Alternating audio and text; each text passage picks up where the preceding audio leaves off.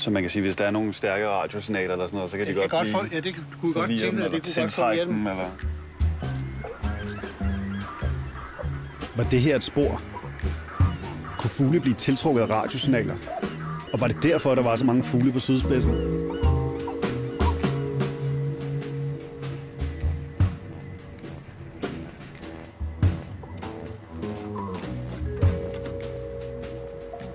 Jeg kunne i hvert fald konstatere, at hvad end der gemte sig under militæranlægget, stadig havde brug for strøm.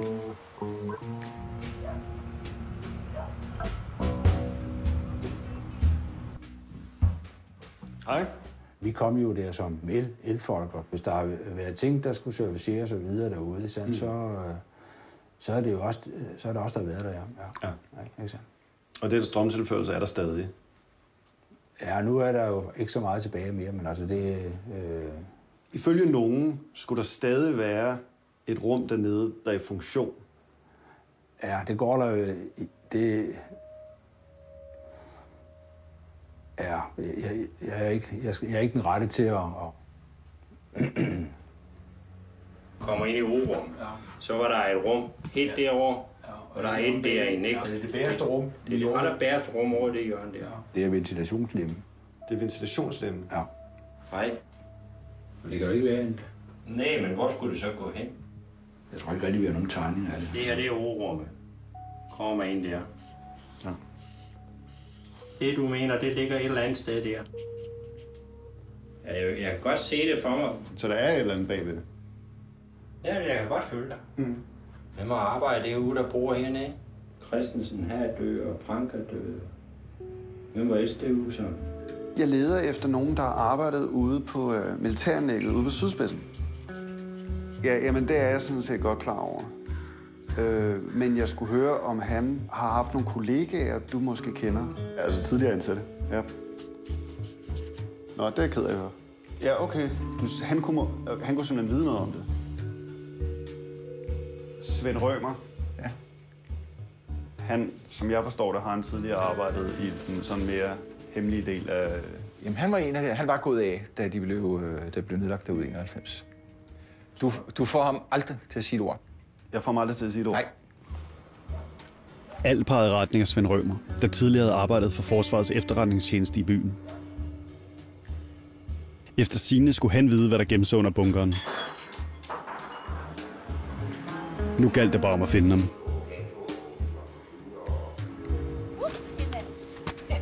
Men han var ikke let at finde.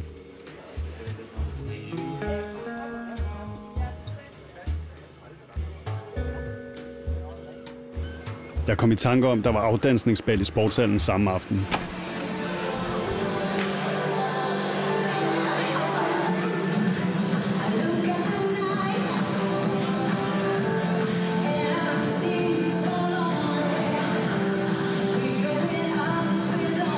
Og der sad Svend Rømer.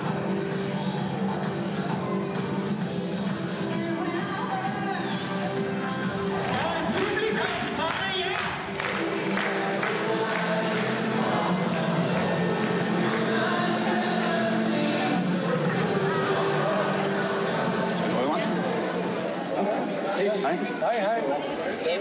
Hvad? Der er noget, jeg er lidt interesseret i at svare på, og jeg tænker, du måske kan hjælpe mig. Det er muligt.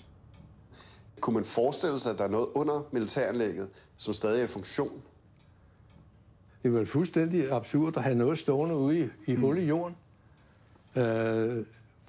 Hvis det havde kunne holdes tørt, havde det været gammelt. Gammeldags, ubrugeligt. Da kommunen overtog bunkeren, der blev det simpelthen meldt ud fra NATO's side, at det rum, det skulle de ikke røre ved.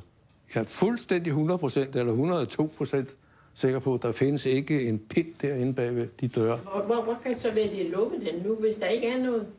Ja, man lukker jo dørene, når man går. Man skulle tro noget, der er lukket, at der vil være noget. Et eller andet, det. Ja. Det var min tanke. Jamen, det er også... Jeg kan ikke forestille mig, at der er noget som helst derinde bagved. Jo, men man synes jo også, det er mærkeligt, de laver sådan noget derude. Hvorfor? Jamen, der må der være et eller andet. Ja, det var... Hvad det er lavet til, det var det, jeg gerne ville høre. Jeg tror ikke, der er noget inde bagved den. Det tror jeg ikke. Der har været. Så kunne de jo bare lade den stå åben. Nej, det gør man ikke. Man lukker altid døren, når man går. Ja. Lad os nu tage et tankeeksperiment. At vi skal flytte herfra. Lukker og låser jeg døren, når jeg går. Jeg lader ikke huset stå og blafre med en åben dør. Ja, men jeg synes alligevel, jeg er blevet det klogere. Nu har jeg fået lidt... Nej, det ved jeg ikke, men altså... Jeg har snakket udenom, så meget jeg kunne jo, ikke? Du har snakket udenom, så meget du kunne? Ja. For, altså, så det er ikke bagefter, jeg kommer og siger, hvorfor holdt du ikke dit kæft? Ikke? Det vil jeg vil da nødig her, der kommer nogen og siger, at nu du er en gammel idiot, du skulle have holdt din mund. Og det er jeg ikke interesseret i. Jeg har jo skrevet under på, at jeg vil holde min mund, og så... Så det kunne være, du vidste mere om det rum, end... Nej!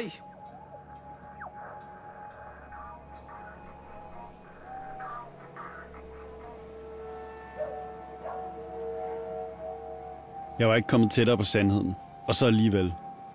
Det var tydeligt, at Svend Rømer ikke havde fortalt alt. Det var det hele taget, som om folk var bange for at sige for meget. Og de har altså så stor magt, så vi kommer ikke til. Det er svært at gøre noget, når der står nogen med så store kræfter. Vi er jo gået i stå. Jeg måtte finde ud af, hvem det var, der ville have militæranlægget skulle ende i havet.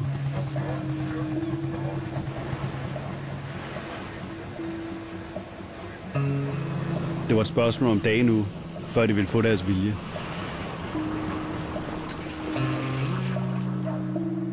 Hvis jeg skulle finde ud af, hvem de var, måtte jeg se nærmere på, hvad der før var sket i Gedser. Det er sådan et udklip igennem årene. Alt. Fra Gedser.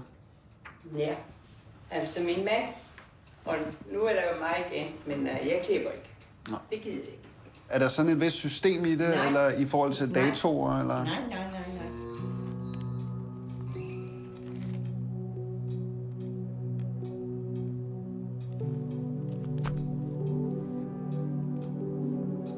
Der var talrige eksempler på nye initiativer gennem årene. Men hver gang var de gået i vasken. Det viste sig at være de samme, der gang på gang havde forhindret nye tiltag i Gedser. Ejeren af keramikværkstedet havde været nævnt i flere artikler. Han havde haft planer om at overtage og istandsætte militæranlægget.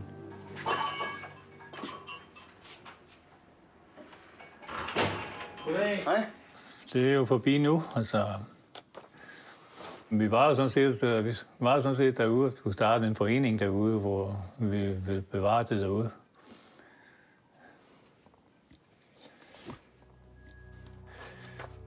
Så kom naturfredningsteorien over.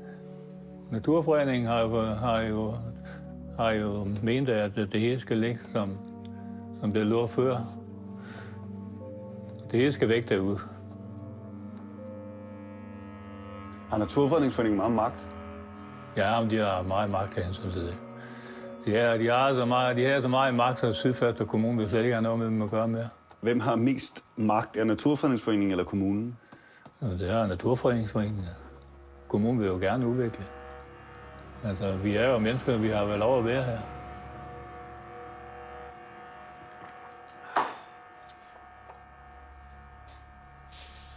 En del af mysteriet var blevet løst. Det var Naturfredningsforeningen, der ville have reddet militæranlægget ned. Vi har meget samarbejde med Naturfredningsforeningen omkring de tiltag, der er her på Gedser Odde. Vi skal brande området på naturen herude. Og den gamle bygning, det vil jo koste millioner at sætte den i stand. Mange. Måske lå svaret på, hvorfor fuglekiggerne havde fået brændt deres klubhus ned her. Vi ser gerne, at det er naturen, der får lov at regere og herske. Det er jo fuglene, det handler om, i og for sig. Det er ikke sikkert alle, der er enige i det, men nej.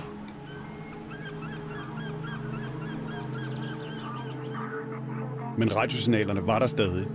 Og min eneste mulighed for at finde ud af, om de kom fra under militæranlægget, var efterhånden at komme derned. Problemet var bare, at jeg ikke anede, hvordan.